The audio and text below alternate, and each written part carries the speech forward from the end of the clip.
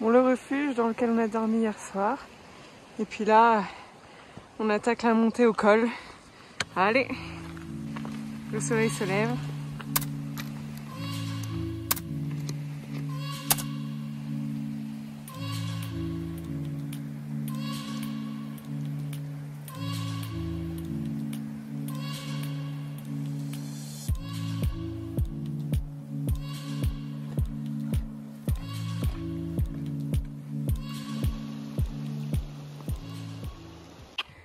Donc là, la neige est vraiment très dure. C'est la première fois qu'on voit de la neige aussi dure. Là, ça mériterait bien les micro-crampons.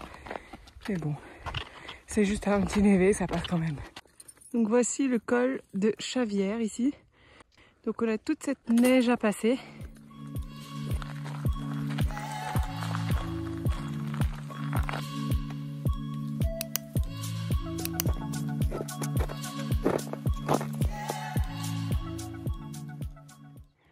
Il y a vraiment des pierres de toutes les couleurs. C'est absolument magnifique. Les nuages dans la vallée. Toute cette neige. J'adore. Avec cette neige, c'est important de mettre les lunettes de soleil et puis du labello protection solaire. 2796 mètres. Bon voilà l'autre versant du col, il y a énormément de neige, c'est tout gelé, c'est très pentu, donc glissant. On a une autre option sinon c'est de monter ici, au-dessus de ce névé là, et puis passer. Là on peut voir quelqu'un justement qui fait ça, mais bon c'est un peu galère, donc on est en train de se décider. Bon, finalement on a décidé de passer au-dessus du névé.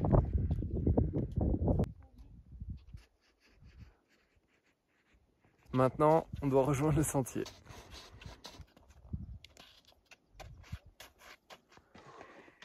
Bon, on vient de passer une face un peu pentue. Heureusement, il y avait les traces des autres gens. On a pu se mettre un peu dedans, mais on ne fout pas les malins, ça glisse quand même.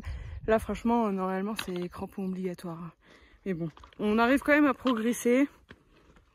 C'est quand même pas trop dangereux. Le seul truc qu'on risque, c'est de glisser et de se faire mal avec la neige, quoi, parce que c'est hyper abrasif.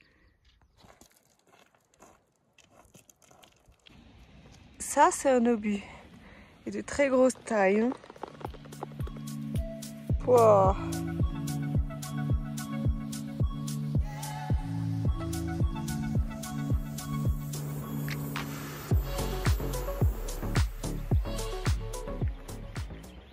Les 1000 km sont atteints.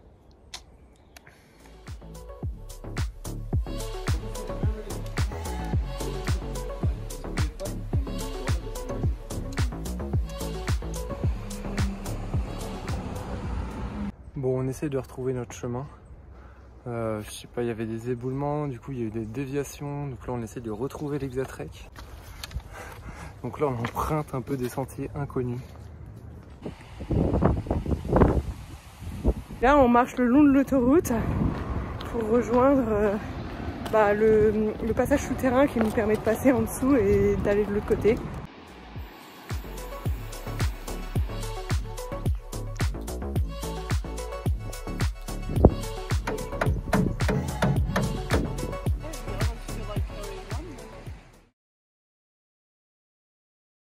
Nouveau jour, nouvelle montée. On va vers le col de la vallée étroite ce matin.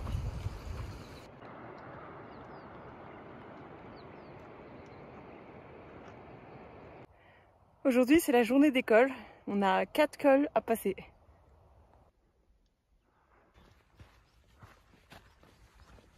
Le voilà, le col de la vallée étroite.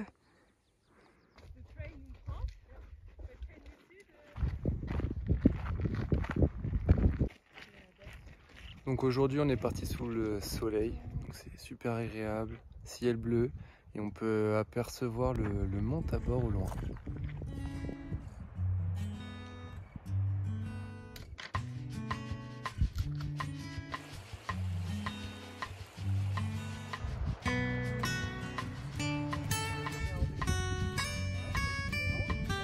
ma fille.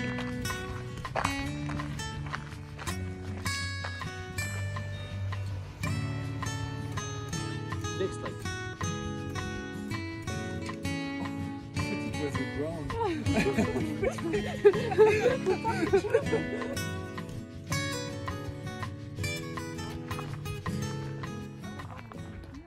Hier on a eu une grosse journée, on a fait une descente de 1600 mètres de dénivelé négatif et ce matin dès qu'on descend un petit peu je sens vraiment les muscles de mes cuisses et ce que je voulais dire par là c'est que même après 2 mois de marche en fait le corps il continue toujours à se muscler et à s'adapter, c'est vraiment incroyable.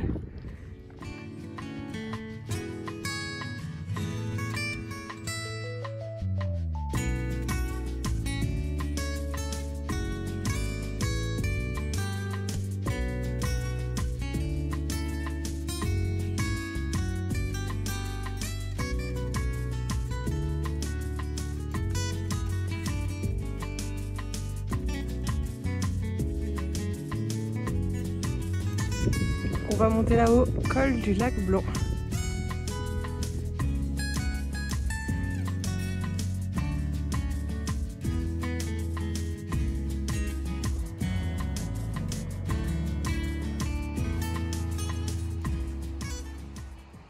Dernier col de la journée, 2828 mètres.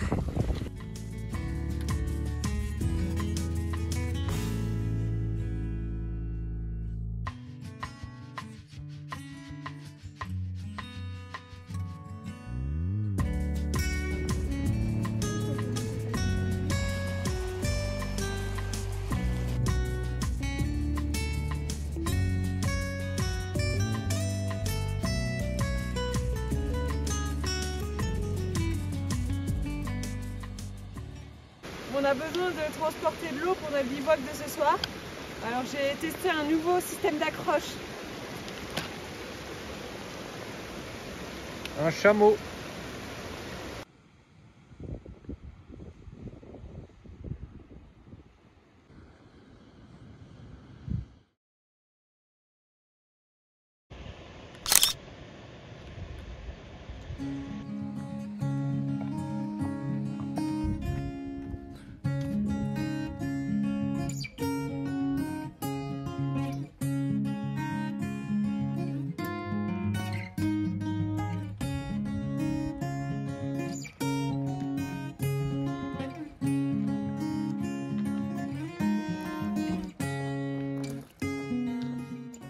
Notre sentier est là-dedans.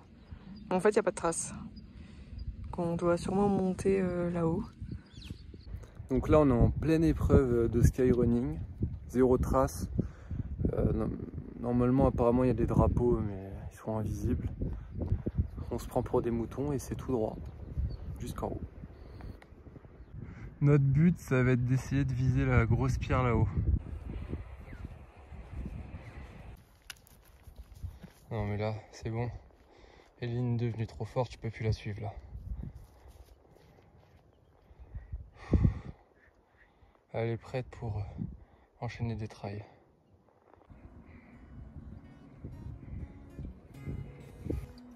C'est bon, on a retrouvé le chemin de rando. Il est juste en bas, ici. Voilà, on retrouve le chemin. Et là, on peut voir la route. Cette route, elle monte jusqu'au col du Galibier. J'ai bien aimé ce petit challenge proposé par l'Exatrek. Ça fait appel à d'autres compétences comme savoir étudier le terrain et choisir le bon chemin. Et franchement, ça change que tout le temps suivre un chemin déjà tout tracé, tout fait. Là, c'est toi qui crées ton chemin et c'est plutôt pas mal, c'est hyper challengeant. Bon, on rigole moins maintenant, on est fatigué.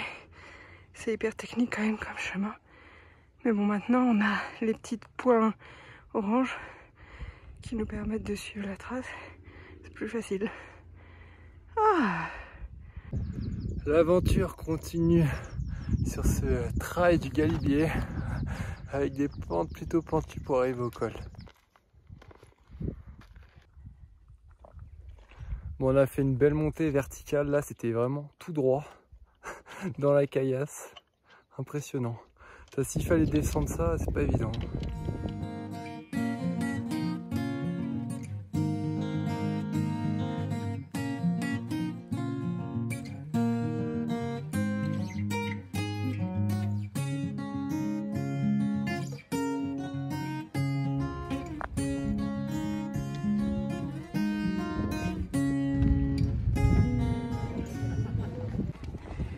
On a décidé de se payer un petit resto à l'auberge pour fêter la fin de notre étape 2. Donc là on est au col du Galibier et il nous reste plus qu'à aller au col du Lautaret et ce sera la fin de notre étape aujourd'hui.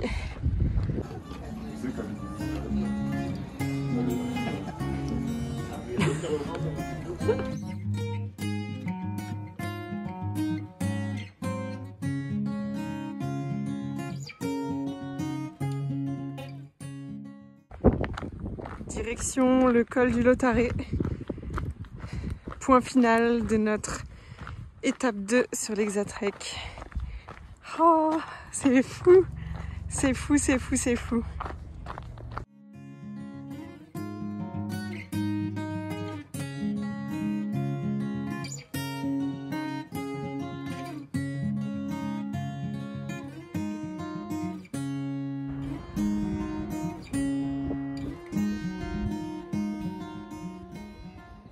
Ça y est, on attaque les écrins.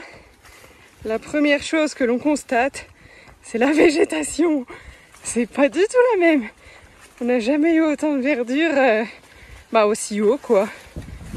C'est super beau.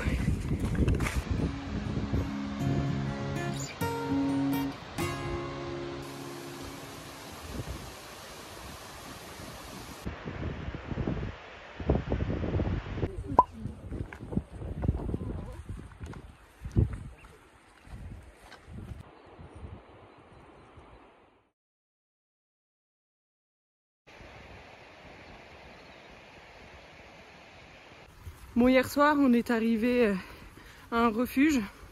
En fait, on n'avait pas le choix que d'aller au refuge pour bivouaquer parce que dans l'alpage, il y avait des vaches. Et on a été extrêmement très mal accueillis au refuge. La première fois, c'était très décevant parce que c'est un refuge quoi. Et on s'est même fait agresser verbalement par là. Peut-être la propriétaire, la gérante, on ne sait pas qui c'était, mais bon c'était très mal poli. Pourtant on s'est présenté, on a demandé où on pouvait bivouaquer, où on n'avait pas le droit, tout était bien, mais bon, on ne sait pas ce que les gens ont dans la tête parfois, dommage, voilà. C'est la fin de l'étape 2 sur l'Exatrek, donc les Alpes du Nord nous auront mis à rude épreuve, tant physiquement que mentalement. On est tombé malade et il a fallu récupérer. Ça n'a pas été toujours facile, mais heureusement dans ces moments-là il y avait Anna et René qui étaient là avec nous et ils ont été vraiment d'un grand soutien et ils nous ont tirés en fait vers l'avant. Et c'est important d'avoir des personnes comme ça avec nous, surtout quand on est en pleine montagne. Ensuite, ça a été une étape où on a dû prendre pas mal de décisions, donc comme sortir du tracé de l'Exatrek parce qu'il y avait beaucoup de neige, donc pour notre sécurité. Et puis on a aussi vu des paysages à couper le souffle, c'est vraiment magnifique. On va attaquer les écrins, on sait que c'est difficile, donc on va voir ce que ça va donner, mais un pas devant l'autre et on va voir jusqu'où ça nous mène.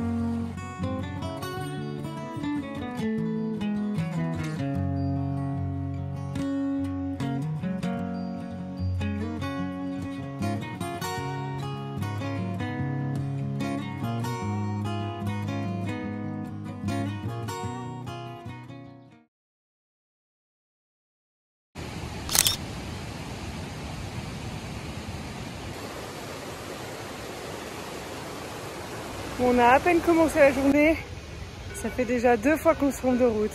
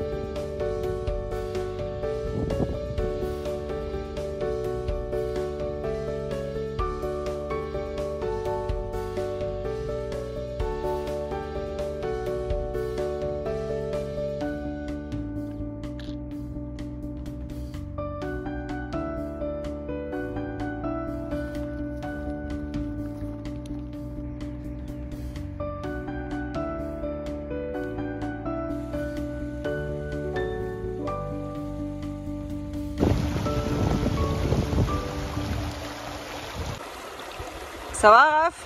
Ça va. Je pourrais encore faire 20 km après. On fait 20 km le matin, 20 froid, 20 km l'après-midi, 40 km par jour. On finit dans 2 mois. C'est le plan.